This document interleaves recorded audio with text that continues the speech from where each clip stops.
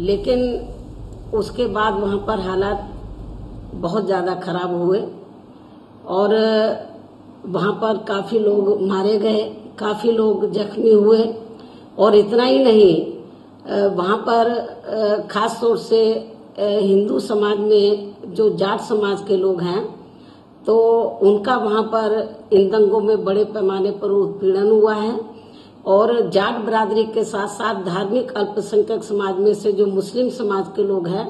तो उनका भी बड़े पैमाने पर इन दंगों में उत्पीड़न हुआ है। और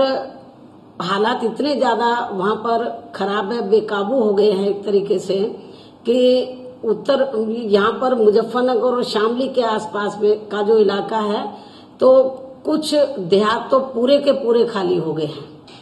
कहीं पर मुस्लिम समाज के लोग गांवों को छोड़कर चले गए, कहीं पर हिंदू समाज के लोग और खास तौर से जाट बरादरी के लोग गांवों को छोड़कर चले गए हैं। हालत बहुत ज्यादा खराब है। और जब ये दंगे हुए और जब हालत बेकाबू हो गए और हमारी पार्टी ने, अन्य पार्टियों ने जब इन दंगों के खिलाफ आवाज उठाई, लेकिन उत्तर प्रदेश की सरकार वहां पर जागी नहीं और वो शांत रही और वहां पर दंगे उन्होंने होने दिए, उधर उन्होंने कंट्रोल नहीं किया। और जब विपक्ष के लोग जाने लगे, हमारी पार्टी भी ये चाहती थी कि मैं उधर पहुंचूं, लेकिन जब हमारी पार्टी के लोगों ने उधर के प्रशासन से बात किया तो उन्होंने कहा कि नहीं, मैडम को नहीं आना चाहिए।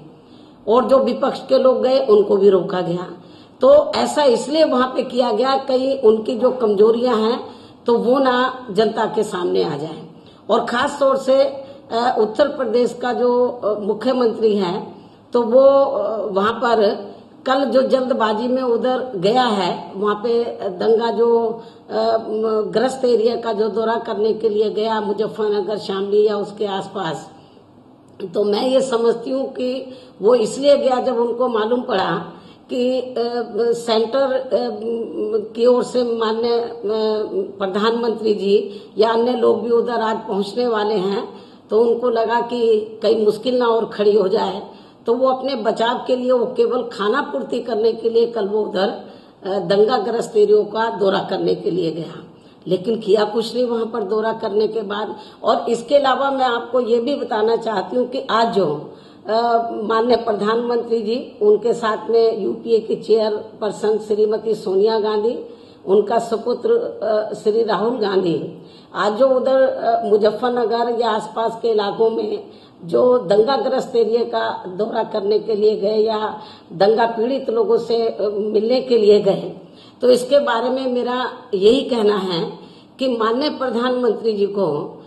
ठीक है, मानवता इंसानियत के नाते और अपनी जिम्मेवारी को निभाते हुए, क्योंकि वो पीएम के पद पर है, उनकी जिम्मेवारी भी बनती है सरकारी तौर पर भी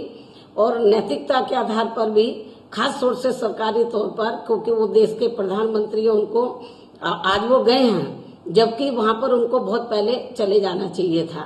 चलो कोई बात नहीं, देर से गए हैं, लेकिन वहां पर जाकर केवल जो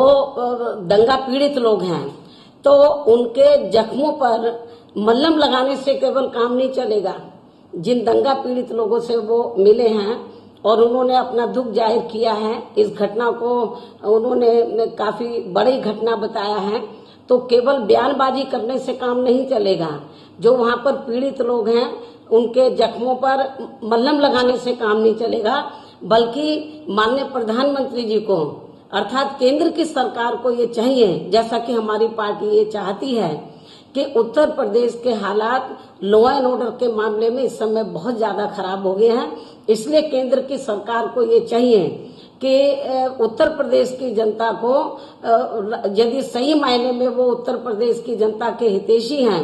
तो अब केंद्र की सरकार को बिना कोई देरी किए हुए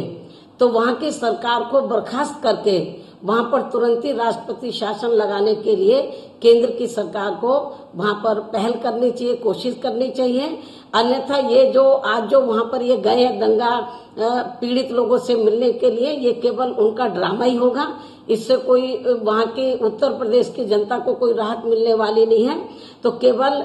उनके जख्मों पर मलहम लगाने से काम नहीं चलेगा, कुछ एक्शन लेना होगा सेंट्रल की गवर्नमेंट को, अपने संवैधानिक दायित्व को निभाना होगा सेंट्रल गवर्नमेंट को। और इसमें महामहिम राष्ट्रपति जी की भी जिम्मेवारी बनती है कि यदि वो सेंट्रल गवर्नमेंट इस मामले में कोई दिलचस्पी नहीं ले रही है तो महामहिम श्री राष्ट्रपति जी को भी जरूर इस मामले में गंभीरता से सोचना चाहिए। और वहां पर इस समय उत्तर प्रदेश की जनता के हित में खास तौर से जो वर्तमान लॉ एंड ऑर्डर चल रहा है उसको ध्यान में रखकर वहां पर प्रेसिडेंट रूल लगने की वहां पर बहुत ही अत्यंत आवश्यकता है। और इसके अलावा मैं यह भी ये कहना इन दंगों को लेकर के दोषी लोगों के खिलाफ कार्रवाई होगी, मुझे नहीं लगता कि वर्तमान सपा सरकार के रहते हुए वहां पर जिन लोगों का हाथ है वहां दंगा कराने में, तो उनके खिलाफ कोई कार्रवाई होगी। क्योंकि वहां पर जो दंगा हुआ है तो इसमें हमें समाजवादी पार्टी की नाकामी इसमें बड़े पैमाने पर नजर आती है। क्योंकि ये दंगा पिछले महीने 27 तारीख को हुआ था। सपा सरकार यदि चाहती तो दंगे को रोक सकती थी, लेकिन जब वहां पर हालात बहुत ज्यादा खराब हो गए, लोग बड़े पैमाने पर मारे गए, गांव के गांव खाली हो गए और पूरे उत्तर प्रदेश के कोने कोने में इसकी आग जब फैलने लगी और तब जाकर और सारी जो पार्टियां विपक्ष की तो वो सारी की सारी जब उधर कूच करने लगी और खास तौर से जब सेंटर को भी ने भी जब इधर इस दंगों के मामले में रिपोर्ट मांगी तो तब जाकर